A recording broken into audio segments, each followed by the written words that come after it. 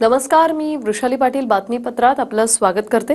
सुरुवातीची बातमी आहे। महाराष्ट्रात आगामी विधानसभा निवडणुकांच्या तोंडावर मंत्रिमंडळ वाटप झाल्याची चर्चा आहे, तर दुसरीकडे शिंदे गटाच्या श्रीरंग बारणेंनी दुजाभावाचाही आरोप केलाय। पाहूया हा एक रिपोर्ट। मैं नितिन जयराम गडकरी, मैं पीयूष वेद प्रकाश गोयल, मैं प्रतापराव गणपतराव जाधव।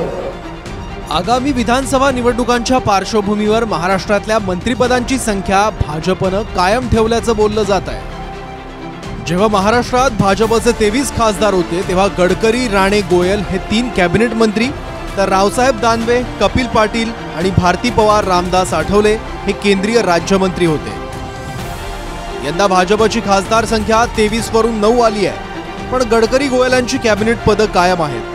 तर रक्षा खडसे, मुरलीधर मोहोळ, प्रतापराव जाधव आणि रामदास आठवलेंना राज्यमंत्री केलं गेलंय। मित्रपक्षांना समान निकष असं सांगून फडणवीसांनी अजितदादा गटाला कॅबिनेट मंत्रीपद देण्यात आलं नसल्याचं सांगितलं। मात्र यावरून महायुतीत नाराजी सत्र सुरू झालंय, कारण बिहारमधले भाजप सहकारी जितन मांझींच्या हिंदुस्तान आवाम मोर्चानं फक्त 1 जागा जिंकली, त्यांना 1 कॅबिनेट मिळालं। कर्नाटकातले भाजप सहकारी जेडीएसनं फक्त 2 जागा जिंकला, त्यांना 1 कॅबिनेट मिळालं। बिहारमधील भाजप सहकारी लोक जनशक्ती पार्टीनं 5 जागा जिंकल्या, त्यांना 1 कॅबिनेट आणि 1 राज्यमंत्रीपद मिळालं। मात्र महाराष्ट्रात शिंदे गटाला 7 जागा मिळूनही फक्त 1 राज्यमंत्रीपद मिळालंय। अजित पवार गटाला 1 जागा मिळाली, पण त्यांना तुर्तास एकही मंत्रीपद मिळालेलं नाही। यात सर्वात फायद्यात नेहमीप्रमाणे आठवले राहिले आहेत। उमेदवार नसतानाही सलग 3री टर्म आठवलेंना मंत्रिपद राखण्यात यश आलंय। आणि सरकारचा प्रश्न होता की वेगवेगळे जे पक्ष आहेत, ज्यांच्याकडे 1 खासदार आहेत किंवा अशा प्रकारचे जे वेगवेगळे पक्ष अलायन्स मध्ये आले आहेत, त्यांच्याकरता साधारणपणे एक निकष ठेवावा लागतो। आणि म्हणून राष्ट्रवादीने देखील ते मान्य केलं आणि त्यांनी सांगितलं की आमचा विचार तुम्ही एक्सपान्शनच्या वेळी आम्हाला तुम्ही कॅबिनेट मंत्रीपद द्या। ज्या पक्षाचा 1 खासदार निवडून आला त्या पक्षाला कॅबिनेट मंत्रीपद देण्यात आलं। प्रामुख्यानं HD कुमारस्वामी कर्नाटकचे, यांचे 2 खासदार निवडून आले, त्यांना कॅबिनेट मंत्रीपद देण्यात आलं। जितन राम माझी हे बिहारमधून निवडून आले, स्वतः एकटे निवडून आले, त्यांना कॅबिनेट मंत्रीपद देण्यात आलं। हा कुठेतरी मला तरी व्यक्तिशः असं वाटतं की हा दुजाभाव शिवसेनेच्या बाबतीमध्ये होतोय। महायुतीबरोबरच शिंदे गटातही मंत्रिपदांच्या मागण्यांवरून विसंगती दिसते। राज्यमंत्री म्हणजे खऱ्या अर्थानं हे कॅबिनेट मंत्रीपदच आहे, हा स्वतंत्र प्रभार आहे राज्यमंत्री। त्याच्यामुळे वरती काही कोणी कॅबिनेट मंत्री आज नसणार आहेत, कॅबिनेटचे अधिकार मलाच त्या ठिकाणी राहणार आहेत। आणि म्हणून या मिळालेल्या मंत्रिपदामुळे मी पूर्ण समाधानी। म्हणजे कॅबिनेट आणि राज्यमंत्री असं काही फरक करता येणार नाही? नाही, हा राज्यमंत्री स्वतंत्र प्रभार, म्हणजे याच्यावरती कॅबिनेट मंत्री नसतो, म्हणून स्वतंत्र प्रभार असतो आणि डायरेक्ट PMOशी त्याचा संपर्क असतो। भारतीय जनता पक्षाने शिवसेना पक्षाला न्यायिक भूमिका देण्याची आवश्यकता होती, कारण माननीय एकनाथजी शिंदे साहेब यांच्या नेतृत्वाखाली शिवसेना पक्षाने मोठी भूमिका राज्यामध्ये घेतली आणि सत्ता परिवर्तन भारतीय जनता पक्षाला करून दाखवलं। कॅबिनेट, राज्यमंत्री आणि राज्यमंत्री स्वतंत्र कार्यभार यांच्यातला फरक समजून घेऊयात। कॅबिनेट मंत्री हा मिळालेल्या खात्याचा प्रमुख असतो, कॅबिनेट बैठकीला हजर असतो, त्याच्याकडे निर्णयाचे अधिकार असतात। कॅबिनेट मंत्री थेट पंतप्रधानांना रिपोर्ट करतात। राज्यमंत्री हा कॅबिनेट मंत्र्यांचा सहकारी असतो, त्याला कॅबिनेट बैठकीला हजर राहता येत नाही, निर्णय प्रक्रियेत मोठे अधिकार नसतात।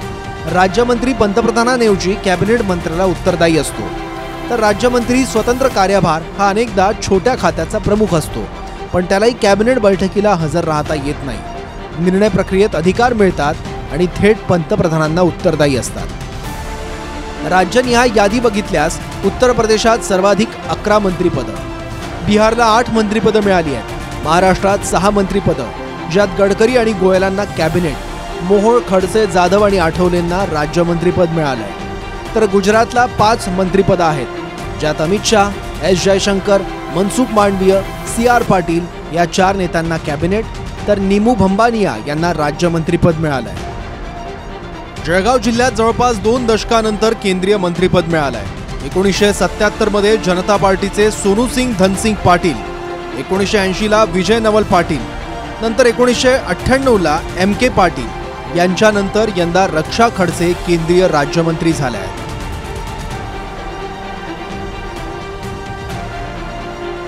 पुण्याला राज्यसभेतून गेलेल्या जावडेकरांचा अपवाद वगळल्यास 14 वर्षांनंतर मंत्रिपद मिळालं आहे. 2010 साली काँग्रेसचे सुरेश कलमाडी मंत्री होते.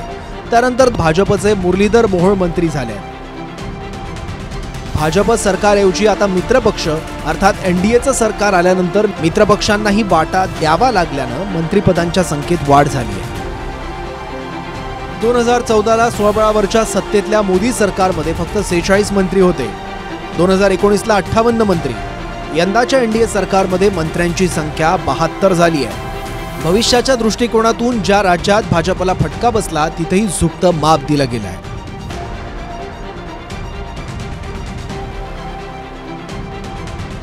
पंजाबमध्ये 13 पैकी भाजपला एकही जागा जिंकता आली नाही. तरी नुकत्याच काँग्रेसमधून भाजपत आलेल्या आणि पराभूत झालेल्या रवनीत बिट्टू यांना मंत्री केलं गेलंय. राज्यसभेवर असलेल्या हरदीप पुरींनाही मंत्री केलं गेलंय. केरळमध्ये इतिहासात पहिल्यांदा भाजपनं विजय मिळवला. अभिनेते आणि भाजपचे उमेदवार सुरेश गोपी त्रिशूर लोकसभेतून विजयी झाले. त्यांनी मंत्रिपदाची शपथही घेतली. मात्र आपल्याला अभिनयातच रस आहे म्हणून दुसऱ्याच दिवशी मंत्रिपद सोडण्याची इच्छाही त्यांनी बोलून दाखवली. दुसरीकडे लोकसभा व राज्यसभा कोणत्याही सभागृहाचे सदस्य नसलेल्या जॉर्ज कुरियन यांनाही भाजपनं मंत्री केलं. जॉर्ज कुरियन हे केरळमधल्या ख्रिश्चन समुदायातून येतात. एक बिहारचे नितीश बाबू आणि दुसरे आंध्रचे चंद्राबाबू, या दोन्ही बाबूंशिवाय भाजपचं सरकार बनू शकत नव्हतं. त्यामुळे दोघांनाही संख्या आणि दर्जानुसार मंत्रिमंडळात झुकतं माप मिळण्याचं बोललं जात होतं. मात्र दोन्ही पक्षांनी प्रत्येकी एक कॅबिनेट आणि एक राज्यमंत्री पदावर समाधान मानल्यानं मंत्रिमंडळावर भाजपचाच वरचष्मा कायम राहिलाय. विक्रम, आ तो गए, जाओगे कैसे? बड़े आराम से. ये देश हेलो, मैं आ रहा हूँ. और हाँ, भगा कर ले जाऊंगा. सिक्योरिटी! भैया, भाग गए, पकड़ो उनको. हेलो, बोला था ना, भगा कर ले जाऊंगा. विक्रम, एक हिंट तो देते. हिंट, बड़े आराम से. राजकारण जितक्या वेगानं बदलतं तितक्याच वेगानं शक्यतांचा सारा खेळही पालटतो. म्हणजे 2019 ला मोदींविरोधात विरोधकांची मोट बांधण्यात चंद्राबाबूंनी पुढाकार घेतला होता आणि 2024 ला भाजप विरोधात इंडिया आघाडीची पहिली बैठक नितीश कुमारांनी पाटण्यात भरवली होती. प्रत्यक्षात आज या दोन्ही नेत्यांमुळे NDAनं बहुमताचा आकडा गाठलाय. विक्रम, आ तो गए, जाओगे कैसे? बड़े आराम से.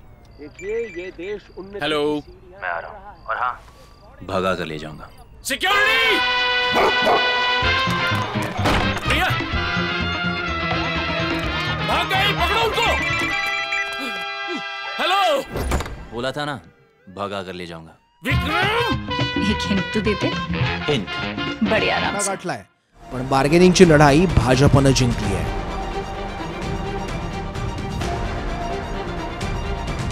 Bureau report, TV9 Marathi.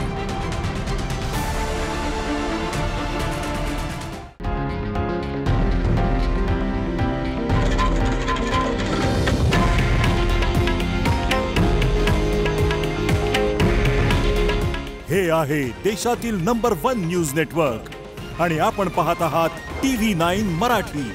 काळजी तुमची, हित महाराष्ट्राचं.